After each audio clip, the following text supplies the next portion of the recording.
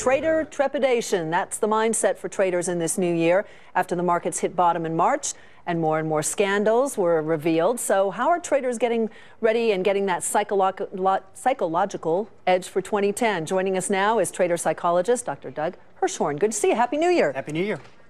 There must be some trepidation after what a lot of traders went through in the last year. Their pay scale is completely out of whack. Right.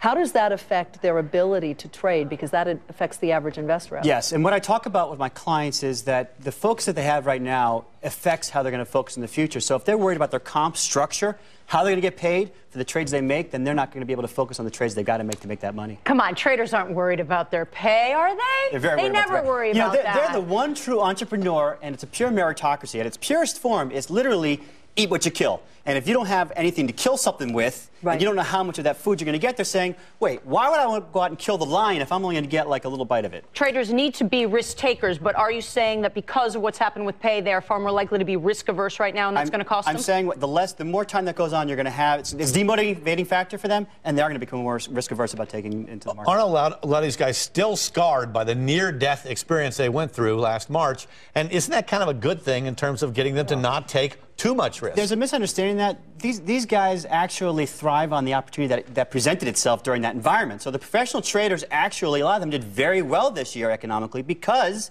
the world almost died. And for them, that's a disconnect and opportunity. What they're worried about right now is, okay, regulation comes in, a lot of uncertainty about what the rules are of the game, and if I don't know what the rules are, if I don't know how I'm going to get paid or how much I'm going to get paid, I'm not so sure I want to go out there and do it right now full boat.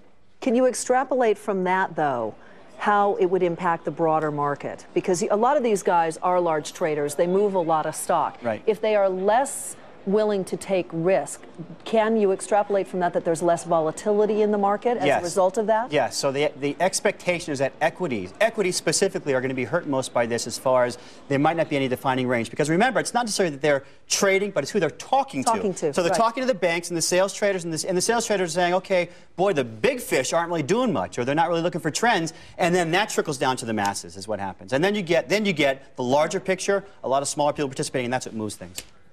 That's going to be fascinating. So we may have less volatility.